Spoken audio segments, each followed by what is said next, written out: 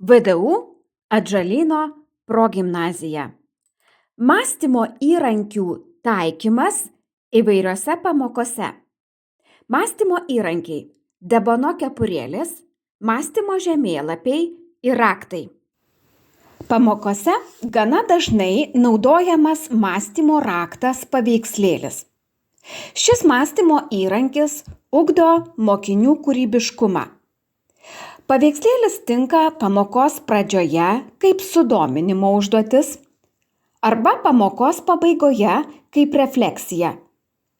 Didelė dalis mokytojų šį mąstymo įrankį naudoja klasės valandėlėse aptarti įvairias problemas.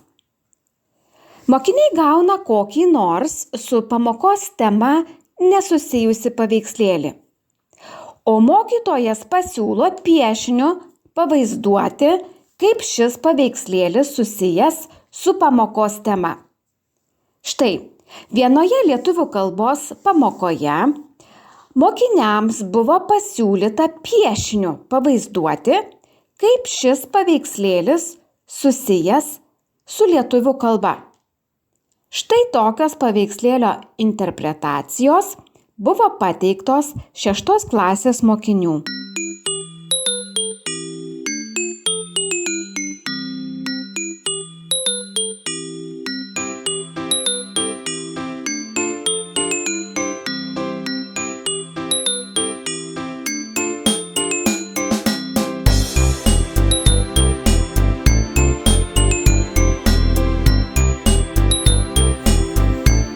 Štai ir keletas pavyzdžių, kaip mąstymo raktas paveikslėlis buvo panaudotas klasės valandėlėse.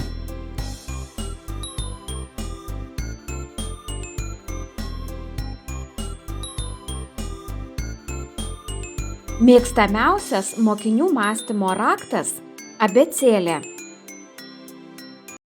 Pamokose aktyviai naudojami ne tik mąstymo raktai, bet ir mąstymo žemėlapiai.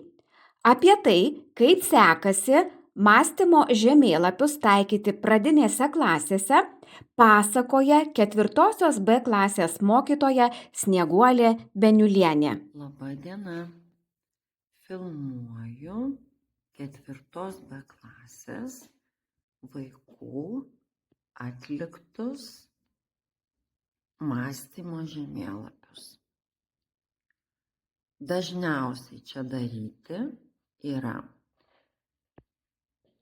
apibūdinimo žemėlapiai ir panašumų žemėlapiai, panašumų ir skirtumų žemėlapiai.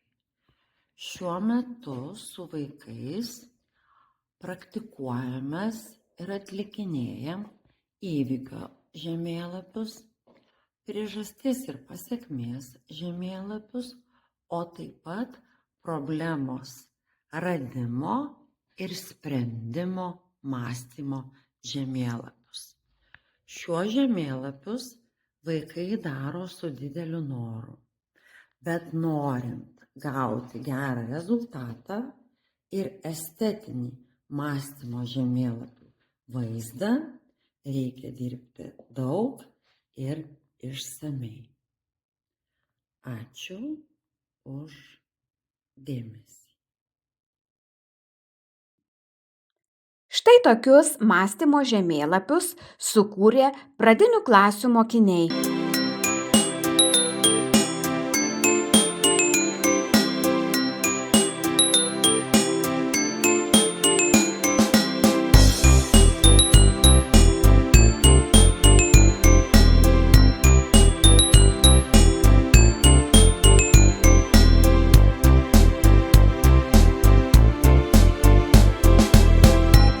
Mąstymo žemėlapiai puikiai tinka mokantis užsienio kalbų. Štai mokinių darbai.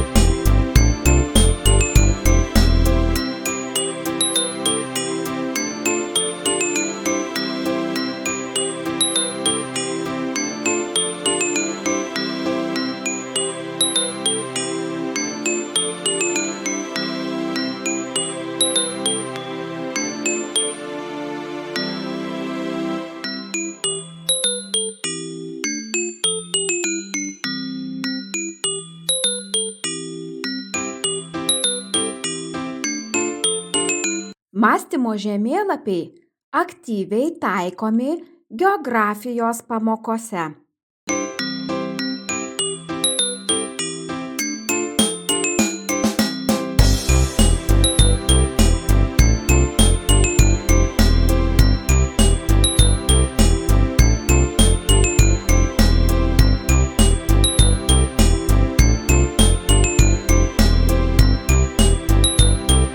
Mąstymo žemėlapiai taip pat labai svarbūs lietuvių kalbos pamokose.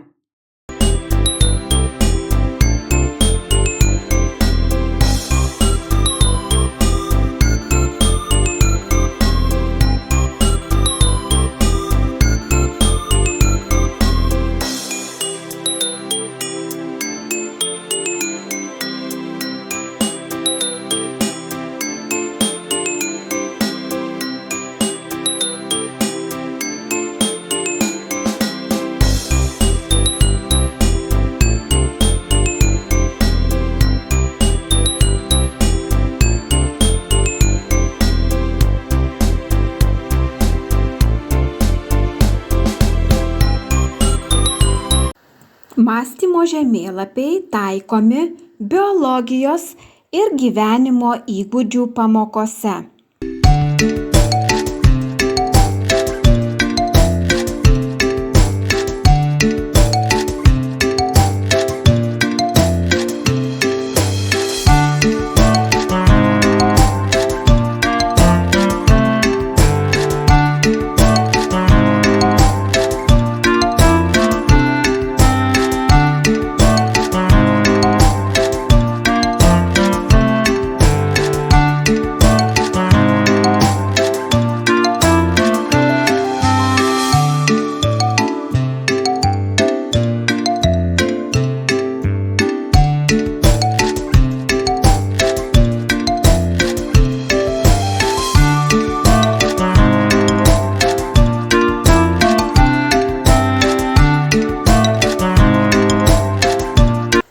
Mąstymo žemėlapiai taikomi matematikos pamokose.